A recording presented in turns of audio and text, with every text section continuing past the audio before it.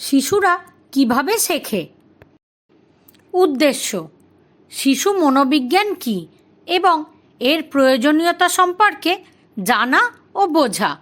শিশুদের মনস্তত্ত্ব বোঝার উপায়গুলি জানতে পারা। পাঠ্যক্রম বাস্তবায়নের সময় কোন বিষয়গুলি মাথায় রাখা উচিত তা জানতে পারা। নমস্কার, আমরা মডিউল 1-এ প্রাক প্রাথমিক শিক্ষার প্রয়োজনীয়তা এবং গুরুত্ব সম্পর্কে জেনেছি এবং এটাও জেনেছি যে কিভাবে মানসম্পন্ন প্রাক প্রাথমিক শিক্ষা শিশুর সার্বিক বিকাশের জন্য গুরুত্বপূর্ণ। আজ আমরা শিশুর সামগ্রিক বিকাশকে বোঝার জন্য শিশুরা কিভাবে শেখে অর্থাৎ শিশুর মনোবিজ্ঞানের সাথে পরিচিত হব। শিশুরা কিভাবে শেখে তা জানা মানে শিশু মনোবিজ্ঞান সম্পর্কে জানা। শিশু মনোবিজ্ঞান হলো মনোবিজ্ঞানের সেই শাখা যেখানে গর্ভাবস্থা থেকে প্রাপ্তবয়স্ক হওয়া পর্যন্ত মানুষের মানসিক বিকাশকে অধ্যয়ন করা হয়। শিশু মনোবিজ্ঞান শিশুদের মানসিক কার্যকলাপ বর্ণনা করে এবং তাদের বোঝার চেষ্টা করে। বিখ্যাত মনোবিজ্ঞানী জিন পিয়াগেট বিশ্বাস করতেন যে শিশুরা সক্রিয়ভাবে বিশ্বকে অনুভব করে এবং তাদের নিজস্ব উপলব্ধি তৈরি করে। তারা তাদের চারপাশের জগৎকে বোঝার জন্য বৌদ্ধিক কাঠামো ব্যবহার করে, যা মানসিক কাঠামো। শিশুরা বড় হওয়ার সাথে সাথে তাদের বৌদ্ধিক কাঠামো আরও জটিল হয়ে ওঠে। এটা শুনে আপনার মনে একটা প্রশ্ন আসতেই পারে যে আমরা শিশু মনোবিজ্ঞান সম্পর্কে কেন জানব? আসলে ছোট শিশুদের চিন্তাভাবনা বা মানসিকতা বোঝার জন্য, তাদের সমস্যা জানার জন্য এবং শিক্ষক বা পিতামাতা হিসাবে আমাদের ভূমিকা বোঝার জন্য আমাদের শিশু মনোবিজ্ঞান বুঝতে হবে। প্রাক প্রাথমিক অথবা অঙ্গনওয়াড়ি শিশুদের সাথে কাজ করার আগে এবং পাঠ্যক্রম সম্পর্কিত কার্যক্রমের পরিকল্পনা করার আগে সেই বয়সের শিশুদের সাধারণত কী ধরনের শারীরিক এবং মানসিক ক্ষমতা বা সমস্যা থাকে এবং কী ধরনের সামাজিক কাজে ব্যবহার করা যেতে পারে তা জানা গুরুত্বপূর্ণ এবং তারা নিজের আবেগ কতটা নিয়ন্ত্রণ করতে পারে এর জন্য কর্মীকে এই বয়সের স্বাভাবিক শিশুদের শারীরিক, মানসিক, সামাজিক এবং মানসিক পরিপক্কতা জানা জরুরি, যাতে তিনি তাদের ক্রিয়াকলাপ নিয়ন্ত্রণ করতে পারেন এবং তাদের প্রয়োজনীয় দিক নির্দেশনা দিতে পারেন। শিশুদের মনোবিজ্ঞান বোঝার উপায়। শিশুদের মনস্তত্ত্ব বোঝার জন্য শিশুর আচরণের প্রতি মনোযোগ দিতে হবে। শিশুদের প্রতি পূর্ণ মনোযোগ দিন। যদি মনে হয় শিশু ভুল কাজ করছে বা ভুল শব্দ বলছে, তাহলে তাকে অবিলম্বে থামিয়ে দিন। এতে তারা সঠিক এবং ভুল উপলব্ধি করবে। শিশুদের কথা উপেক্ষা করবেন না। আপনার আচরণের কারণে শিশু আপনার কাছে নিজের মতামত প্রকাশ করতে লজ্জা পেতে পারে। শিশু কোনো ধরনের ভুল করলে বেশিরভাগ শিশুই শাস্তি পায়। এটা করবেন না। শিশুকে শাস্তি বা দোষ দেওয়ার আগে এর পিছনের কারণ খুঁজে বার করুন। প্রতিটি শিশুর মানসিক বিকাশের গতি ভিন্ন হয়। যদি সে তার বয়সের অন্যান্য শিশুদের তুলনায় পড়তে, লিখতে বা নতুন কিছু শেখার ক্ষেত্রে ধীর হয়, তাহলে তাকে সাহায্য করুন। হতে পারে শিশুটি নিজের কথা বিকৃতি বা ঘুরিয়ে বলে। এমাতাবস্থায় শিশু যা বলে তার প্রকৃত অর্থ বোঝার দায়িত্ব আপনার। এর মাধ্যমে আপনি সহজেই শিশুর আবেগ বুঝতে পারবেন এবং তার সাথে সম্পর্কিত যে কোনো মানসিক অবস্থা বুঝতে পারবেন। আপনার সন্তানের বডি ল্যাঙ্গুয়েজ এবং আই কন্ট্যাক্ট লক্ষ্য করুন। যদি কোনো দিন শিশু কোনো সমস্যার সম্মুখীন হয়, তাহলে ওই দিন কথা বলার সময় তার বডি ল্যাঙ্গুয়েজ ও আই কন্ট্যাক্টে কিছু পরিবর্তন আসতে পারে। শিশুর সাথে কথা বলার সময় তার অনুভূতি বোঝা গুরুত্বপূর্ণ।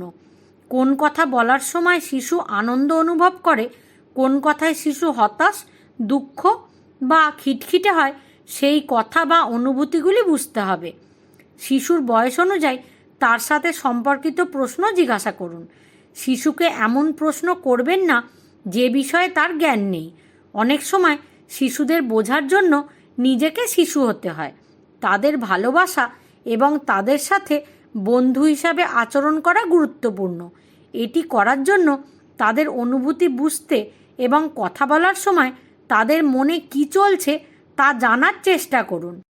আপনি যদি তাদের জায়গায় থাকতেন তবে নিজের অঙ্গনওয়াড়ি কর্মী বা শিক্ষকের কাছ থেকে কী আশা করতেন সেই সম্পর্কেও চিন্তা করুন। শিশুদের আবেগকে সহজভাবে নেবেন না, তাদের বুঝুন। আপনি যদি শিশুর প্রশংসা করেন তবে এটি কেবল শিশুকে এগিয়ে যেতে অনুপ্রাণিত করে না, এটি শিশুর আত্মবিশ্বাসও বৃদ্ধি করে। এ সংক্রান্ত একটি গবেষণাও বিষয়টি নিশ্চিত করেছে। এতে বলা হয়েছে যে প্রশংসা শিশুর মানসিক ও সামাজিক অবস্থার উপর ইতিবাচক প্রভাব ফেলতে পারে। যখনই শিশু তার মনের মধ্যে লুকিয়ে থাকা কোনো ভয়, নিরাপত্তাহীনতা বা কোনো ভুলের কথা বলে তখন তাকে আশ্বস্ত করুন যে সে এমন কোনো পরিস্থিতি আপনার সাথে শেয়ার করতে পারে এবং আপনিও এতে শিশুকে পূর্ণ সহায়তা করবেন। শিশুর প্রিয় খেলা, রং, খাবার, বিষয় ইত্যাদি সম্পর্কে জিজ্ঞাসা করুন এবং তথ্য নিন। তার সাথে সম্পর্কিত এমন ছোট ছোট বিষয়গুলি খেয়াল রাখলে তার প্রতি শিশুর আস্থা বাড়বে এবং শিশু তার মানসিক অবস্থা আপনাকে সহজেই ব্যাখ্যা করতে পারবে। ন্যাশনাল কারিকুলাম ফ্রেমওয়ার্ক NCF 2005 থেকে স্পষ্ট হয় যে শিশুরা বিভিন্ন উপায়ে শেখে। অভিজ্ঞতার মাধ্যমে, তৈরি করে এবং করে, পরীক্ষা, পড়া, আলোচনা, শোনা, চিন্তাভাবনা এবং বক্তৃতা, আন্দোলন বা লেখার মাধ্যমে প্রকাশ করে, ব্যক্তিগতভাবে এবং অন্যদের সাথে উভয়ভাবেই শেখে। তাদের বিকাশের সময় এই ধরনের সব সুযোগের প্রয়োজন।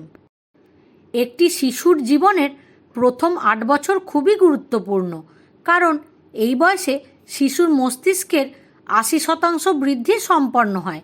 এটি মাথায় রেখে NCF 2023 খেলা, পরিবেশ এবং মিথস্ক্রিয়াকে গুরুত্বপূর্ণ উপাদান হিসাবে চিহ্নিত করেছে, বিশেষ করে শৈশবকালীন শিক্ষার জন্য, যা পাঠ্যক্রম বাস্তবায়নের সময় মাথায় রাখা উচিত। খেলা করা। শিশুরা খুশি হয় যখন তাদের খেলার মাধ্যমে অন্বেষণ এবং পরীক্ষা করার স্বাধীনতা দেওয়া হয়। খেলাধুলা শিশুদের সার্বিক বিকাশের একটি ভালো উপায়। এই কারণে প্রাক প্রাথমিক পাঠ্যক্রম একটি মাধ্যম হিসাবে খেলার উপর জোর দেয়, যা শিশুদের পরিবেশ বা শিক্ষার পরিবেশের সাথে এবং একে অপরের সাথে কথা বলার সুযোগ প্রদান করে। খেলা পছন্দমতো বা কাঠামোগত হতে পারে। পছন্দমতো খেলা শিশুদের দ্বারা স্বপ্রবর্তিত হয় এবং তাতে বড়দের তত্ত্বাবধান এবং হস্তক্ষেপ খুব কম হয়। যেখানে নির্দেশিত খেলা শিক্ষক দ্বারা নির্দিষ্ট শিক্ষার উদ্দেশ্য মাথায় রেখে করা হয়। খেলার সময় শিক্ষকদেরও লিঙ্গভিত্তিক স্টেরিওটাইপগুলি এড়ানো উচিত, যেমন ছেলেরা কাঁদে না, পুতুল নিয়ে খেলা করে না ইত্যাদি। বিশেষ চাহিদা সম্পন্ন শিশুসহ সকল শিশুকে তাদের আগ্রহের ক্ষেত্র বেছে নেওয়ার সুযোগ দেওয়া উচিত। সকল শিশুকে খেলাধুলায় অংশগ্রহণের জন্য উৎসাহিত করতে হবে। পারস্পরিক সম্পর্ক। বড়রা শিশুদের সঙ্গী, বড় শিশু এবং ভাই বোনরা শেখার প্রক্রিয়ার একটি অবিচ্ছেদ্য অংশ। পারস্পরিক সম্পর্ক 3 প্রকার: সমবয়সীদের সাথে, বিভিন্ন ধরনের উপকরণ বা বস্তুর সাথে এবং বড়দের সাথে। সমবয়সীদের সাথে পারস্পরিক সম্পর্ক শেখার জন্য খেলার মধ্যে অন্যান্য শিশুদের সাথে মিথস্ক্রিয়া শেখার ক্ষেত্রে একটি গুরুত্বপূর্ণ ভূমিকা পালন করে। এতে শিশুরা পর্যবেক্ষণ করে ও অনুকরণ করে এবং তারা যা দেখে সেই অনুযায়ী শেখে ও বোঝে। বিভিন্ন উপকরণ অথবা বস্তুর সাথে পারস্পরিক সম্পর্ক। পছন্দের বা নির্দেশিত খেলার সময় শিশুরা বিভিন্ন উপকরণের সম্মুখীন হয়। বিষয়বস্তু শিশুদের বয়স এবং বিকাশের স্তরের জন্য উপযুক্ত কিনা তা নিশ্চিত করা গুরুত্বপূর্ণ। এইভাবেই এটি শিশুদের খেলার এবং অন্যান্য শিশুদের সাথে যোগাযোগ করার, সমস্যা সমাধান এবং উদ্ভাবনের সুযোগ প্রদান করে। বড়দের সাথে পারস্পরিক সম্পর্ক। উপকরণ এবং কথোপকথনের মাধ্যমে শিক্ষক এবং পিতামাতারা শিশুরা ইতিমধ্যে যে দক্ষতাগুলি শিখেছে সেই সম্পর্কে অনেক তথ্য লাভ করে। প্রাপ্তবয়স্করা শুধুমাত্র শিশুদের পথ দেখায় না, বরং পরিবেশও এমনভাবে তৈরি করে যে এটি শেখার প্রক্রিয়াকে উৎসাহিত করে। পরিবেশ, শিশুরা যা দেখে তা স্পর্শ করতে চায়, এভাবেই তারা শেখে। বিভিন্ন ধরনের ক্রিয়াকলাপ এবং উপকরণের মাধ্যমে শিশুরা বস্তু ভেঙে জুড়ে নাড়াচাড়া করে, প্রশ্ন জিজ্ঞাসা করে এবং পূর্ব অনুমান করে শারীরিক, সামাজিক এবং প্রাকৃতিক পরিবেশ সম্পর্কে তথ্য অর্জন করে। শেখার পরিবেশ খুবই মনোরম হতে হবে, যাতে তারা এই পরিবেশে নিজেদের নিরাপদ মনে করে। এর পাশাপাশি তাদের স্বাধীনভাবে শেখার এবং নতুন জিনিস আবিষ্কারের সুযোগ দিতে হবে। সকল শিশু এবং বিশেষ করে বিশেষ চাহিদা সম্পন্ন শিশুর প্রশংসা করা প্রয়োজন, যা তাদের আত্মবিশ্বাসের বিকাশ ঘটায়। শিশুদের শেখার প্রয়োজনীয়তা শনাক্ত করার জন্য শিশুদের আগ্রহ, পূর্ব থেকে বিদ্যমান আগ্রহ বা শখ, সম্ভাব্য আগ্রহ, শিশুর শেখার শৈলী জানা গুরুত্বপূর্ণ। মনে রাখবেন, শেখা একটি স্বতন্ত্র প্রক্রিয়া। যদিও একদল শিশুকে একই অভিজ্ঞতা দেওয়া হয়, কিন্তু প্রতিটি শিশু ভিন্নভাবে শিখবে। এর কারণ হলো প্রতিটি শিশুর অতীত অভিজ্ঞতার একটি অনন্য মিশ্রণ রয়েছে। মনে রাখবেন, শেখা কখনো কখনো কঠিন এবং কখনো কখনো আনন্দদায়ক হতে পারে।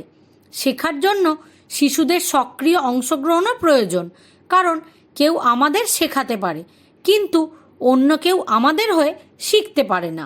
তাই শিশুদের মানসিক, সামাজিক ও মানসিক অবস্থা ভালোভাবে বোঝার জন্য এবং তাদের শেখার প্রয়োজনীয়তা জানার জন্য এবং সেই অনুযায়ী শিশুদের সঙ্গে আচরণ করার জন্য শিশু মনোবিজ্ঞানের সাহায্য নেওয়া প্রয়োজন, যাতে শিশুকে ভালো সামাজিক ও ব্যক্তিগত জীবনের জন্য অনুপ্রাণিত করতে পারে। আজকের অ্যাসাইনমেন্ট হলো, একটি শিশুর সাথে কাজ করার ক্ষেত্রে আপনি কিভাবে শিশু মনোবিজ্ঞানের ধারণাগুলি প্রয়োগ করেছেন তার একটি কেস স্টাডি লিখুন। ধন্যবাদ।